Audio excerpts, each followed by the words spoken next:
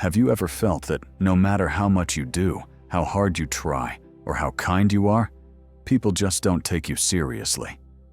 People who talk over you, people who interrupt you, people who ignore you, people who minimize your presence as if you weren't even there. People who, without saying a word, convey that your energy doesn't command their respect. And then you ask yourself, what do others have that I don't have? Why is it that some people create silence just by entering a place? Why do some people command respect without needing to speak, argue, or prove anything?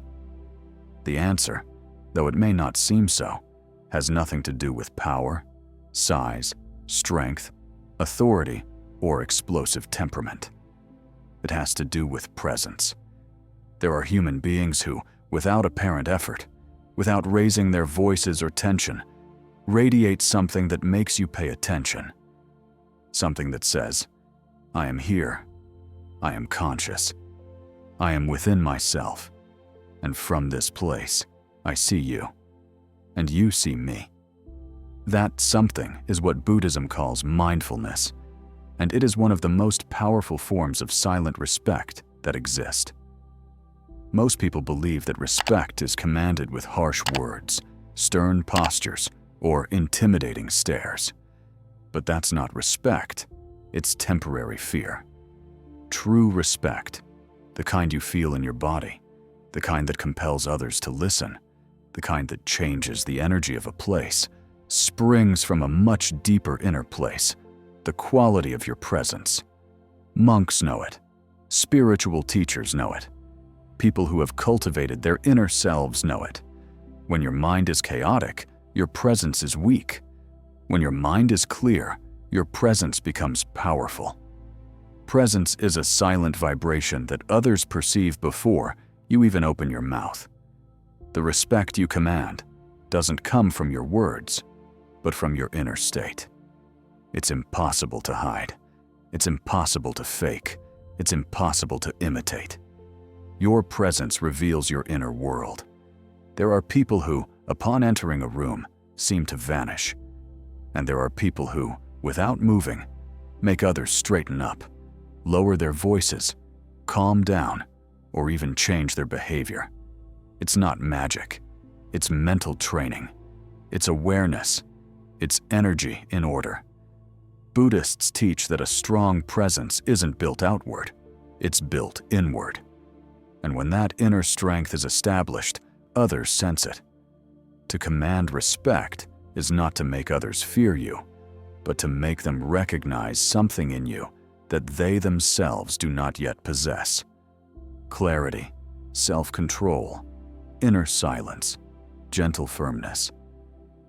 It's amazing how people's reactions change when you're grounded in yourself, when your energy isn't scattered, when your gaze is on the present, when your body inhabits the space without tension, when your breathing is calm, when your mind isn't seeking approval or competing for attention. That is presence, and presence commands respect, real respect, respect without effort, respect without struggle. Think for a moment about someone you deeply admire, someone who, without saying much, manages to captivate everyone. Do you think it's because they use perfect words? No, it's because of the energy with which they speak. It's because of the calm with which they observe. It's because of the awareness they radiate even in silence. There are silences that intimidate. There are silences that heal. There are silences that bring order. And there are silences that command respect. Buddhism teaches that when a person has mastered their inner energy, their presence becomes like a mountain. It doesn't need to move to command respect. It simply is. And by being there, it has an impact. The problem is that we have been educated in reverse, to seek respect by making noise, to demonstrate our worth by speaking, to impose ourselves through force, to defend ourselves before being attacked, to fill the space so that we are not ignored. But that only creates more internal and external noise. And a noisy mind can never command respect, because a scattered mind generates a weak presence. That's why you need to learn the Buddhist method, a silent process that changes your internal energy until it becomes a non-verbal message impossible to ignore. Others can sense when someone is grounded from within. They can sense when they are not afraid. They can sense when they are present. They can sense when they are not dependent on others' approval. They can sense when they are anchored to their inner reality and not to the external one. You don't demand respect, you exude it. And to achieve that, there is a first step that almost no one mentions, but that separates invisible people from unforgettable people: the way you occupy your own body. Your body is your temple, your territory, your energy center. If you don't inhabit it, no one will respect it. If you only partially inhabit it, your presence fades. If you fully inhabit it, people change how they see you, because a powerful presence always begins from within. And that is the first element of the method. There's a truth that few people want to accept, but it completely changes the way you move through the world. You don't command respect with your voice, but with your body. Not with your words, but with your energy. Not with your external strength, but with the way you inhabit yourself internally. Most people live disconnected from their own bodies. They walk, talk, work, act, but they aren't truly present. Their energy is in their heads, in their thoughts, in the past, in the future, in 1,000 directions. And when a person is disconnected from themselves, others disconnect from them as well. This creates a weak presence. This creates invisibility. This creates the feeling that you don't inspire respect. Buddhism teaches something radically different. If you want others to respect you, you must first respect your own inner space. That begins in the body. Your build, height, age, or appearance doesn't matter. When inhabited with full awareness, the body radiates a silent authority that no forced posture can imitate. To inhabit your body means to be within it, not on top of it. It means to feel your feet, your hands, your chest, your breath. It means not moving from tension or fear, but from a stable center. It means that your energy is not escaping outward, seeking approval, but resting inward, rooted in your own being. When a monk enters a room, he doesn't need to say anything. He doesn't need to correct anyone. He doesn't need to impose himself rigidly. His mere presence brings order to the atmosphere. The reason? Their body is fully inhabited. Their energy is grounded. Their breathing is deep. Their mind is in the present moment. And others sense it. There's a silent law in human psychology. People spontaneously respect those who are fully present in their bodies. Without aggression, without theatrics, without trying to prove anything. Bodily presence communicates stability, and stability communicates natural authority. But how do you inhabit a body again that you have been abandoning for years? First, by acknowledging that you have lived more in your mind than in your life. Your body has carried your emotions without you feeling them. It has absorbed your tensions without you hearing them. It has sustained your entire days without you pausing to inhabit it for even a second. And yet it's still there, waiting for you to come back. Buddhism proposes one essential principle. Where your body is, your mind should be. The strength of your presence is born when these two parts reunite. When you no longer walk around thinking about 1,000 things. When you no longer speak impulsively. When you no longer breathe unconsciously. When you no longer move in haste for fear of being seen, or for fear of not being seen. When you return to yourself, your body ceases to be a shadow and becomes an anchor, a root, a territory, a home. People respect those who are in their own inner home. Such people don't need to push, don't need to impose themselves, don't need to dominate. The clarity with which they occupy their physical space automatically places them in a position of solid presence. There's something we all sense without being able to explain it. When someone is completely immersed in themselves, no one dares to intrude. Not because that person inspires fear, but because they convey an inner intimacy that inspires care, respectful distance, and consideration. A person who lacks self-awareness feels as if there are open doors everywhere. Anyone can enter. Anyone can offer an opinion. Anyone can cross the threshold. Anyone can take advantage. Not because people are bad, but because your energy conveys that you are not there to protect your space. But when you inhabit your body, the doors close gently. Not like a wall, but like a temple. Only those who are meant to enter, enter. The others sense it and adjust their behavior without you saying a word. It all begins with a very simple sensation: being in your body. Feeling your breath without trying to control it. Feeling your posture without changing it. Feeling the weight of your feet on the ground. Feeling your chest expanding and contracting. Feeling the energy flowing through you. It's not a technical exercise. It's a return, a remembering, a coming home. When you are in your body, your gaze changes. It stops wandering. It stops searching. It stops asking. It becomes firmer, more present, clearer.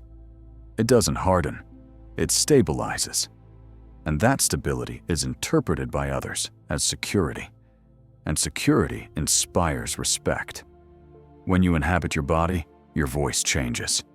You don't need to speak loudly to be heard. Your tone becomes slower, deeper, more conscious. People pay attention to you, not because of the volume, but because of the vibration from which you speak. When you inhabit your body, your energy changes, anxiety decreases, fear loses intensity, insecurity weakens, distraction dissipates, and what remains is something people immediately perceive: presence. That presence is not arrogant. It is not domineering. It is not aggressive. It is simply clear. And clarity commands respect. But this is only the first pillar of the method, because a powerful presence isn't built solely by inhabiting the body. It also requires organizing your internal energy, eliminating leaks, and cultivating a kind of silence that not many people know. That silence is the foundation of true nonverbal authority, and that will be the next step. There's something few people understand. Presence isn't just about the body, but about the inner energy that resides within it. You can have a firm posture, a steady gaze, and calm breathing. But if your energy is disordered, anxious, tense, or fragmented, others will perceive it instantly, even if they can't explain it. Your inner energy speaks before you do. It speaks louder than your voice, faster than your words, and clearer than your intentions. And the most surprising thing is that you can't hide it. Buddhism teaches that your inner energy is like the climate of a house. You can close the door, but anyone who enters will immediately know if it's hot, cold, calm, or stormy. Others sense your inner climate. Your presence is built from your energy, not from your effort. There are people who don't raise their voices, who don't impose their will, who don't compete, yet they still command respect. Why? Because their inner energy is ordered. Because there is no chaos within. Because they are not divided. Because they don't fight with themselves. Because they don't project neediness. And there are others who may try to appear strong, dominant, or confident. But their energy vibrates like a bare wire, tense, scattered, aggressive. That energy doesn't inspire respect. It inspires rejection. True authority never arises from inner turmoil. What is born of disorder never commands real respect, only temporary tension. The Buddhist method for commanding respect has nothing to do with intimidation. It has to do with energetic integrity, being whole within, not being divided, not being disconnected, not mentally escaping, not vibrating from fear or the need for validation. When your energy is in chaos, you become easy to ignore. Not because you're weak, but because your presence is muted. Not because you lack value, but because your energy is focused in 1,000 directions, all but on you. What most people don't realize is that internal energy permeates everything. Through your gaze, your tone of voice, your breath, the way you occupy space, your gestures, even your silence. Disorganized energy creates a weak presence. Organized energy creates a strong presence. But what does it mean to order your internal energy? It means that your inner self is not at war. It means that you are not torn between what you think and what you feel. It means that you are not projecting anxiety outward. It means that your mind is not escaping from the present. It means that your energy center, that silent point within you, is active. The monks explain it with a very simple metaphor. If your energy is like turbulent water, no one will see depth in you. But if your energy is like a calm lake, everyone will see reflection and clarity. That reflection is respect. Inner energy has a greater influence than any words. When your energy is stable, people regulate themselves around you. When your energy is chaotic, people become unregulated or ignore you.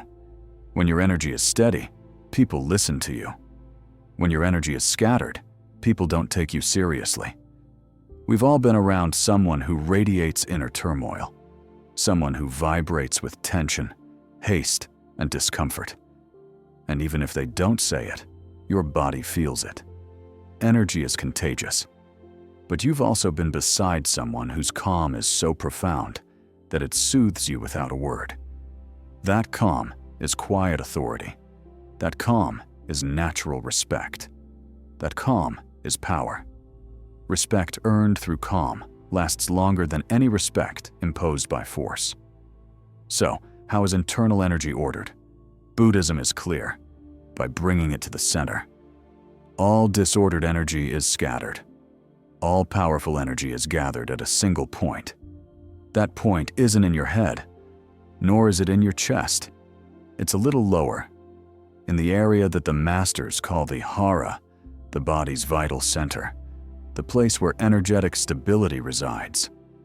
When you breathe into that point, when you inhabit that point, when your attention rests there, your energy stops shooting outward and returns to you. And when your energy returns, your presence returns. When your energy gathers, your inner self stabilizes. When your inner self stabilizes, others sense it. When others sense it, they respect you. It's impossible to command respect from an anxious energy. It's impossible to command respect from a broken energy. It's impossible to command respect from an energy that demands, begs, seeks, or fears. Powerful presence doesn't demand respect. It inspires it. And it inspires her because she is whole, because she is solid, because she is silent. An inner silence so profound that the voices of others cannot move you. An inner silence so clear that your gaze conveys firmness without harshness. An inner silence so stable that your posture becomes natural, not forced. An inner silence so powerful that people lower the intensity around you without you even having to do anything. That silence is not emptiness. It is inner mastery. It is ordered energy. It is the respect that comes from someone who is sustained from within. And here lies the heart of the second key to the method. Energy that is not ordered seeks approval. Energy that is ordered depends on no one. Energy that seeks approval weakens. Energy that doesn't need it becomes magnetic. A magnetic presence is automatically respected, not by imposition, but by nature. But that inner magnetism has a silent enemy that destroys even the strongest presence: energy leaks. We all have energy leaks that weaken our center and make us appear less confident than we truly are. If these leaks aren't closed, your presence will never reach its full potential. And that will be the next step. There's something that silently weakens a person more than any visible flaw: energy leaks. These are small losses of inner strength that happen without you noticing, but that others clearly feel. They are invisible cracks through which your presence, your security, your stability escape. And the most surprising thing is that they have nothing to do with your true worth as a person, but rather with unconscious habits that disconnect you from your natural authority. Buddhism teaches that just as a vessel cannot hold water if it has cracks, a person cannot maintain presence if their energy is leaking. You can try to appear confident on the outside, but if your inner self is crumbling, others will notice. You can try to speak with conviction, but if your energy is draining, your voice will carry no weight. You can try to assert yourself, but if your boundaries are blurred, people will continue to walk all over you. An energy leak isn't weakness, it's disconnection. Disconnection from yourself. Internal misalignment. Lack of presence in places where you should be fully present. The most common energy leaks are not seen, but are felt immediately. When you make nervous jokes, when you over-justify your actions, when you seek approval with your eyes, when you hesitate before speaking, when your energy is ahead of or behind your own body, when your mind is more outside than inside. They are subtle expressions that say, "I'm not completely with myself. My energy is searching for something outside. I need validation to feel stable." And when that happens, your presence weakens, because the energy that should sustain you escapes, disperses, fragments. The monks say that leaky energy is like a candle exposed to the wind. The flame doesn't go out, but it vibrates, trembles, and flutters. That vibration is felt by everyone. It's the vibration of someone who is not centered. And when you're not centered, it's impossible to command respect, because your inner world is out of order. But the most beautiful and powerful aspect of the Buddhist method is that all energy leaks can be closed. And when you do, something extraordinary happens. People begin to treat you differently without you having to ask. They listen to you more. They interrupt you less. They look at you with more consideration. Your words carry more weight. Your silence carries even more weight. Closing an energy leak involves a profound act, recovering your energy from where you left it. You left her in memories you keep replaying. You left her in wounds you still carry. You left her in past conversations you keep mentally replaying. You left her in people to whom you gave more than you should have. You left her in worries about a future that doesn't yet exist. You left her in the need to please. You left her in the need to be seen. Every time your energy flows outward instead of returning to you, your presence diminishes. And if your presence diminishes, your ability to inspire respect decreases. A powerful presence begins when you reclaim your energy, when you decide you will no longer surrender your inner strength to every insecurity, every repetitive thought, every attempt to please others. When, instead of seeking approval, you approve of yourself. When, instead of justifying yourself, you affirm yourself. When, instead of fearing judgment, you allow life to flow without constant defense. Closing energy leaks is a silent process that occurs within the mind and body. It's unseen, but felt. It's the decision not to give your attention to what weakens you. It's the decision not to live in constant alert. It's the decision to return to yourself whenever you notice your energy wanting to escape. Every leak closed becomes regained strength. every regained strength becomes a solid presence. Every solid presence becomes natural respect. Look for someone with genuine authority, not someone perfect, not someone aggressive, not someone domineering, someone who doesn't fall apart in every interaction, someone whose energy doesn't vibrate with instability, someone who doesn't react impulsively, someone who is grounded from within. That stability is respect, and it's important to understand this. Others respect you to the same extent that you respect your own energy. If you treat it carelessly, others will too. If you scatter it, others will scatter you as well. If you invalidate it, others will invalidate it as well. If you give it away to just anyone, others will use it carelessly. But when you nurture your energy, when you gather it, store it, protect it, honor it, the world begins to respond differently. Because your energy is no longer available to just anyone.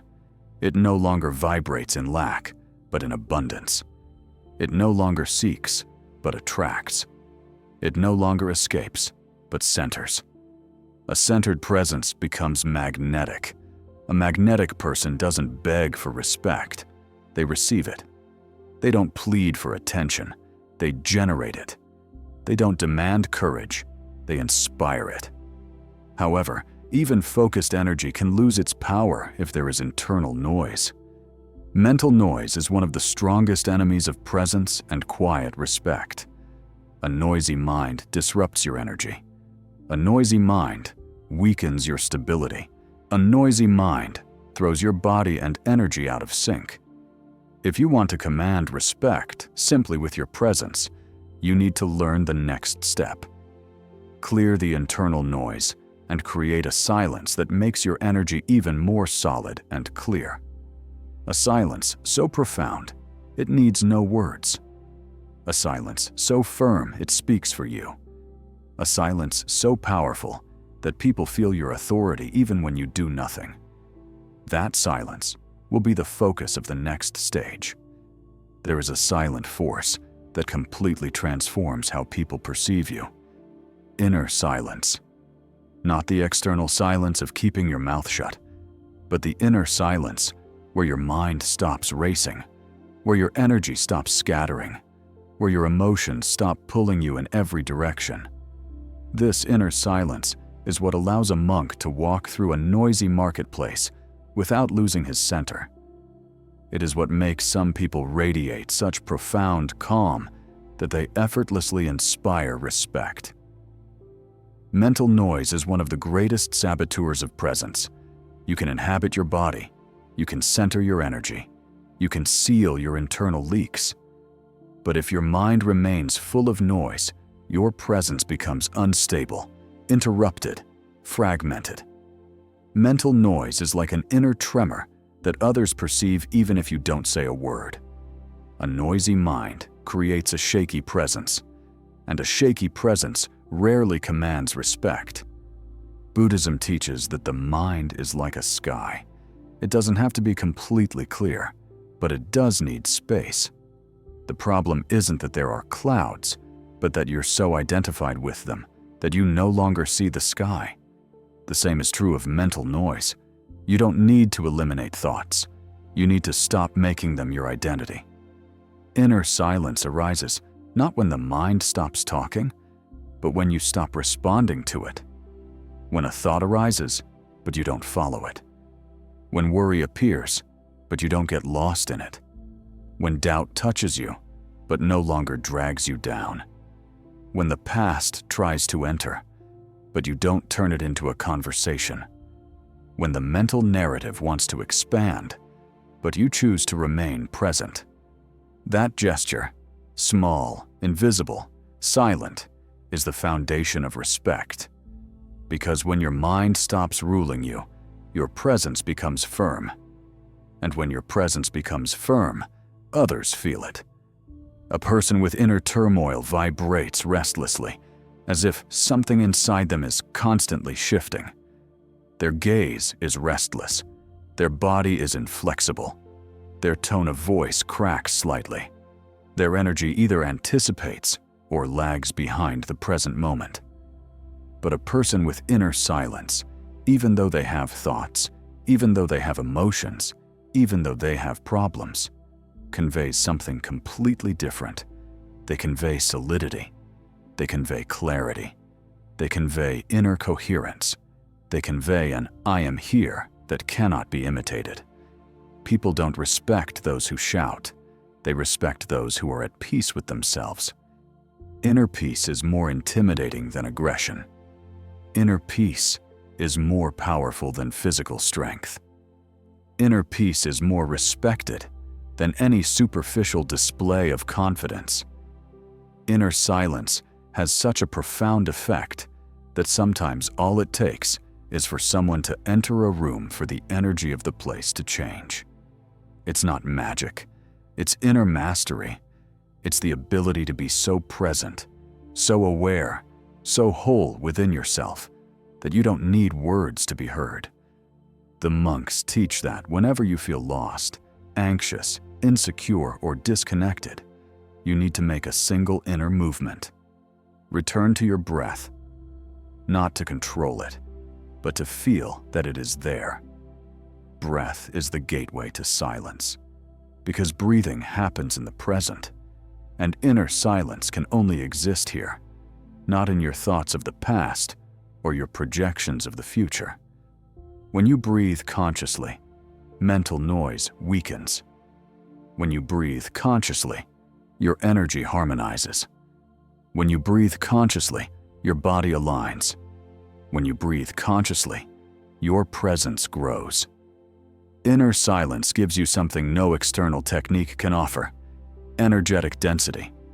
Your presence feels heavier, more solid, deeper. Not heavy in a negative way, but heavy in an immovable way. A person with inner silence is like a rock in the middle of a river. The water may flow, but the rock remains. That is the kind of presence that commands respect. A presence that doesn't move easily. A presence that doesn't react impulsively. A presence that isn't destabilized by the behavior of others. A presence that stays where it is. Inner silence also protects you. It protects your energy. It protects your clarity. It protects your boundaries. It protects your dignity. Because when your inner self isn't in chaos, you don't get caught up in the chaos of others. When your mind isn't at war, you don't get caught up in other people's wars. When your thoughts don't drag you down, you aren't dragged down by external opinions. That kind of stability inspires immediate respect because it communicates a very simple truth. You are not easily destabilized, and people respect those who cannot be emotionally manipulated, those who cannot be thrown off balance, those who do not react to the slightest provocation. Inner silence makes you someone who doesn't get caught up in other people's games, who doesn't get lost in pointless arguments, who doesn't waste their energy on trivialities. That clarity makes you stand out without you even trying. It makes you respectable without you even trying. It gives you a natural, unforced authority. And when you combine inner silence with ordered energy and a fully inhabited body, your presence becomes something rarely seen. A complete presence. There are no fissures, no dispersion, no noise, no unnecessary tension. Just you, sustained from within, stable from within, firm from within. But one essential element is still missing: your gaze. Your gaze is the most direct expression of your inner energy. If your gaze is distant, others won't take you seriously. If your gaze is focused on the present, others will adjust their posture. Your gaze is the gateway to your presence, and it will be the next key to the method. Eye contact is one of the most powerful forms of communication humans possess. Before you open your mouth, before your body settles, before you even understand how you feel, your gaze is already speaking for you. Your eyes reveal your inner world, your insecurities, your strength, your intentions, your calm, your anxiety, your clarity, or your disconnection. And most importantly, your gaze defines how others will relate to you. No matter how much you want to appear confident, calm, or resolute, if your gaze doesn't reflect your inner self, others will immediately notice. Your gaze is an energetic bridge between you and the world, and that bridge can convey stability or distraction. It can communicate power or fragility. It can command respect or allow others to walk all over you. Buddhism teaches that the gaze is an extension of the state of mind. A scattered mind produces a scattered gaze. An anxious mind produces a trembling gaze. A mind devoid of presence produces a gaze devoid of impact. But a clear, silent, and inhabited mind produces a gaze that stops, orders, and centers. We've all experienced this. People whose gaze is so gentle yet so firm that it compels you to listen. People whose gaze doesn't intimidate, but isn't intimidated either. People whose gaze doesn't droop, wander, or waver, but remains steady, aware, present. That gaze is not forced. It is cultivated. That gaze does not shout. It sustains. That gaze does not threaten. It affirms. There is a saying in the Buddhist tradition that goes, "Where your gaze rests, your energy rests." And it's absolutely true. Your gaze isn't something you do, but something you allow. It's not a technique, it's a state of being. When your energy is disordered, your gaze tends to move uncontrollably, jumping between stimuli, avoiding other people's eyes, seeking approval, checking reactions, escaping from the present, moving fast because you move fast inside. The world interprets that as insecurity, and insecurity makes others not take you seriously. But when your energy is centered and grounded, your gaze becomes an anchor. It sustains you and others. It's not an aggressive, dominant, or invasive gaze. It's a conscious gaze. A gaze that observes without needing to grasp anything. A gaze that sees without judging. A gaze that is present without asking, without fearing, without running away. A look like that commands immediate respect because it reveals something almost no one possesses: self-control. People don't respect those who appear strong on the outside, but rather those who demonstrate inner control. And nothing expresses that control more clearly than a look.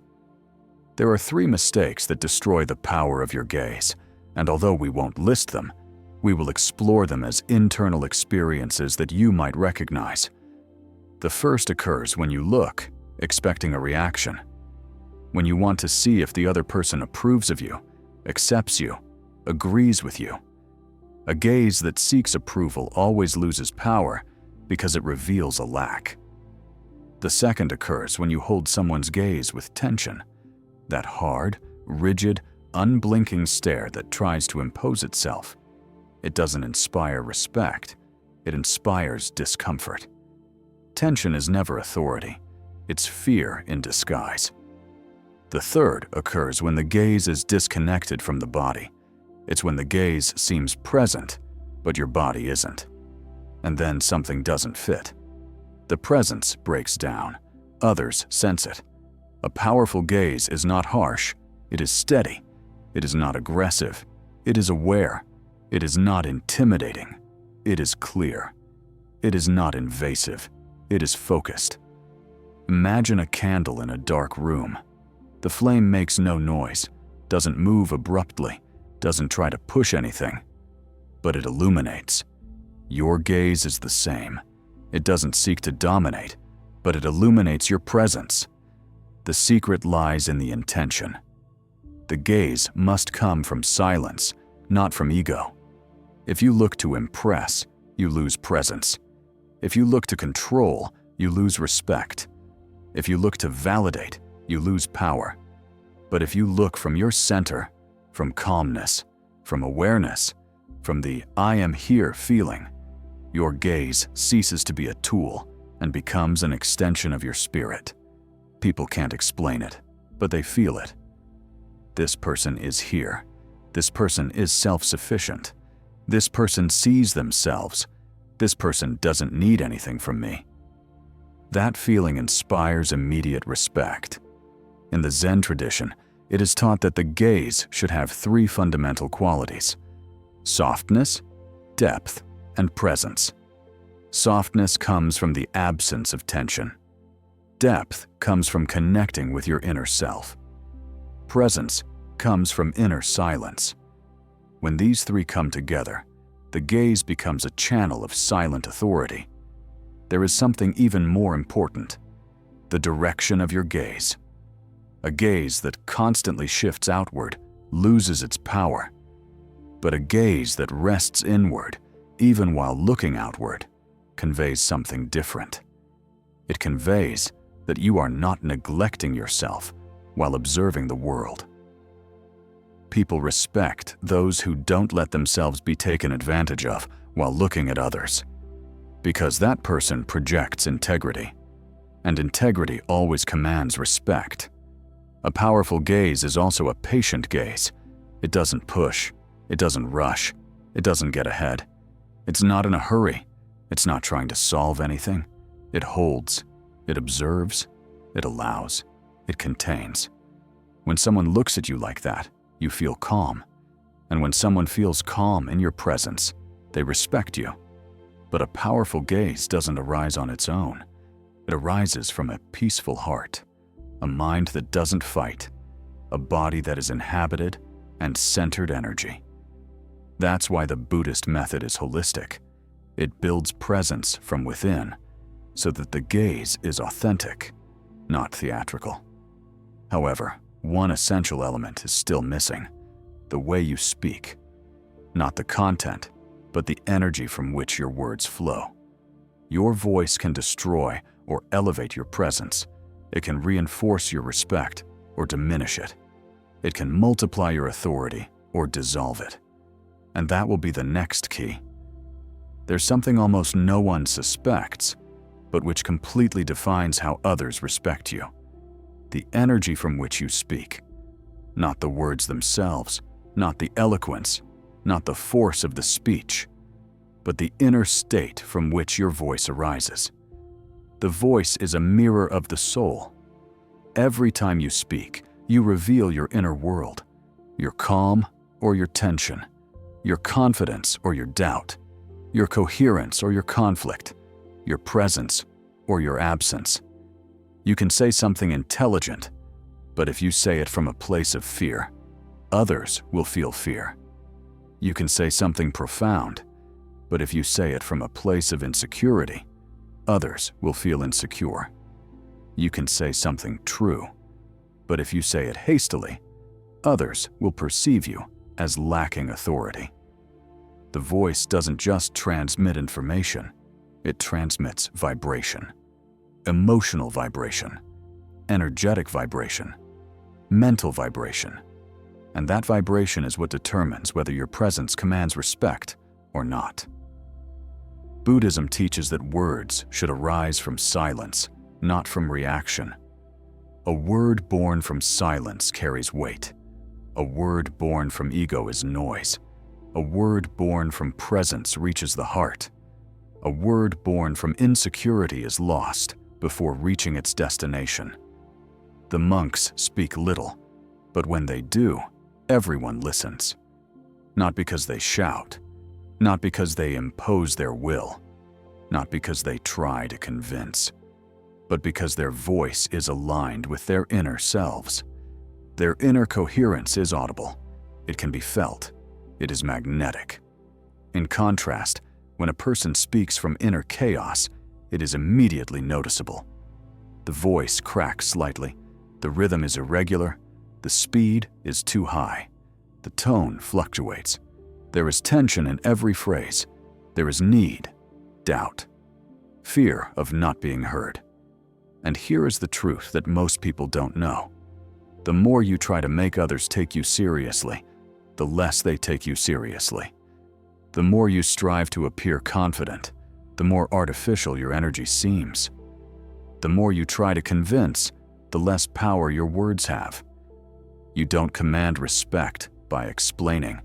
You command respect through the energy that underpins your words. That's why one of the foundations of the Buddhist method is speaking slowly. Not slowly as an artifice, but slowly because the mind is in order and doesn't need to chase after anything. A slow voice is not a weak voice, it's a voice that respects itself. And when a person respects their own voice, others do too. Speaking slowly conveys three things. First, that you are present. Second, that you are not in an internal hurry. And third, that you are not afraid of silence. Silence is true authority. People who fear silence rush to fill the gaps with words. Self-confident people allow silence between sentences. That silence communicates firmness. That silence inspires respect. Haste, on the other hand, communicates insecurity. Acceleration reveals inner tension. When you speak quickly, your energy outpaces your presence, and others sense that you are trying to achieve something you don't yet possess. But when you speak from your center, when your voice arises from your breath and not from your fear, something amazing happens. Others slow down to match your pace. You don't adapt to the world's rhythm. The world adapts to yours. That is one of the clearest manifestations of respect. The voice must also be stable, not trembling, not wavering, not seeking a reaction from the other person's face. Vocal stability comes from emotional stability. It cannot be faked. It is felt in the vibration, in the tone, in the cadence. A steady voice is a voice that doesn't ask. And a voice that doesn't ask commands respect. But there's something even more important. Your voice shouldn't need justifying. Every time you justify what you say, you lose authority over your own words. Every time you add unnecessary explanations to avoid upsetting someone, you send the message that you don't trust your judgment. And if you don't trust yourself, no one else will. Speaking from a place of presence means speaking simply, saying what you need to say without embellishment, without excess, without nervousness, saying it only once, saying it without tensing your body, saying it without seeking the other person's gaze to confirm if it's okay. That simplicity builds respect. People sense that you're not trying to manipulate, convince, or impress them. They sense that you're being authentic, and authenticity is a natural form of authority. But there's one final aspect that transforms your voice into an instrument of presence: intention. The intention behind your words is more powerful than the content itself. If your intention is to prove something, your voice loses clarity. If your intention is to be liked, your voice loses strength. If your intention is to defend yourself, your voice loses stability. But if your intention is simply to express yourself from your center, your voice conveys dignity. And dignity is deeply respected. A dignified voice does not shout. A dignified voice does not become agitated. A dignified voice does not justify itself. A dignified voice does not ask for permission. A dignified voice is not afraid to cause discomfort. A dignified voice does not beg for approval. A dignified voice is born from silence, flows unhurriedly, stands on its own, and above all, never abandons the one who utters it. The voice that never abandons the one who utters it is the voice that others hear. But there is still one final element that completes and seals the Buddhist method for commanding respect without speaking out of turn. Internal boundaries, those you don't say aloud, but that are felt in your presence. Because presence on its own weakens if it is not supported by clear, silent, firm, and consistent boundaries. That will be the final step. There is a silent truth that determines, more than any external technique, whether your presence will be respected or ignored, the nature of your inner boundaries. not the boundaries you speak of, proclaim, or explain, but the boundaries you embody. The boundaries that need no words because they are felt. The boundaries you don't impose forcefully, but with inner clarity. The boundaries you establish not to control others, but to protect your energy, your dignity, and your peace. Without inner boundaries, your presence becomes fragile. No matter how much you inhabit your body, how much you channel your energy, how much you cultivate silence, gaze, and voice, if your boundaries are weak, people perceive it. Not because they want to take advantage of you, but because the world is always pushing, always testing, always gauging your inner strength. Buddhism teaches that boundaries are not walls, but edges of consciousness. They are the way you transmit, without speaking, who you are and what you allow. And this transmission doesn't come from the mouth, but from energy. Your inner boundaries are a silent field that surrounds your presence. When they are firm, no one dares to cross them without permission. When they are broken, anyone can enter without you noticing. Most people think boundaries are expressed with phrases like, "I don't like this. I won't allow it. That's it. Respect me." But those spoken boundaries are secondary. They only work if your internal boundaries already exist. If they don't, those phrases become meaningless. The inner boundary is the quiet conviction that your energy is valuable. It is the intimate recognition that your presence deserves to be treated with consideration. It is the certainty that your space is not available to just anyone. It is the deep understanding that your dignity is non-negotiable. And all of that, when it's real, comes across effortlessly. The monks say that a person without limits feels the world is invading their inner world, while a person with limits feels their inner world is supporting them without collapsing. That is the difference between living defensively and living with presence. When you have clear internal boundaries, there are immediate changes in how others treat you. People interrupt you less, speak to you more carefully, don't push you to do things you don't want to do, don't manipulate you, don't overstep boundaries, don't burden you with their emotions, and don't use you as a repository for their chaos. But all of that only happens when your boundaries are silent, internal, energetic. How do those boundaries feel? They feel like a root, like a center, like a gentle density surrounding your chest, your abdomen, your back, like a "this far" that you don't have to utter for it to be respected, like an inner integrity that you don't ask for, but rather embody. Internal boundaries are built with 4 ingredients that you have developed throughout this method: an inhabited body, ordered energy, closed leaks, inner silence, conscious gaze, and a stable voice. Each of these practices contributes to making your inner field stronger. But the ultimate turning point comes when you do something very profound.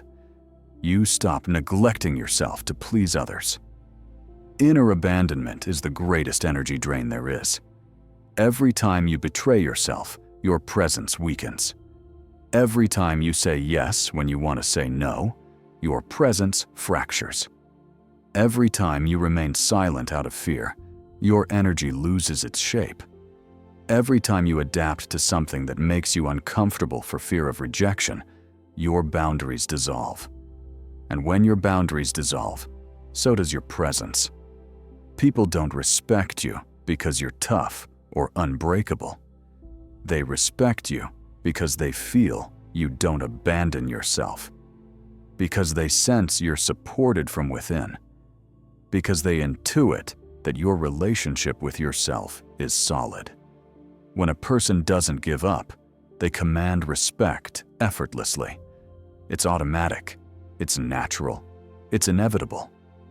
The inner boundary doesn't need words because it is born from coherence, from speaking from your center, from looking from your center, from moving from your center, from breathing from your center, from living from your center. That consistency is magnetic. That consistency is quiet leadership. That consistency is dignity. That consistency inspires others not to cross your boundaries. The inner boundary doesn't require harshness. It doesn't require confrontation. It doesn't require explanations. It doesn't require force. It requires presence. When you are present, others sense it. And when they sense it, they adjust their behavior. Not out of fear, but out of perception. They perceive that you are there, whole, aware, grounded. And no one invades the space of someone who is grounded. Presence becomes a beacon, a center of gravity, a silent mountain, an energetic reference point, a wordless declaration. I respect myself, and you will too. When you reach this point, respect isn't something you seek, but something you exude. It's not something you ask for, but something you inspire. It's not something you demand, but something that happens. It's not something you require, but something that arises from the invisible force within you. This is the heart of the Buddhist method for commanding respect simply through your presence. It's not about convincing, but about being. It's not about force, but about clarity. It's not about control, but about coherence. It's not about posturing, but about being centered. It's not about imposing yourself, but about not abandoning yourself.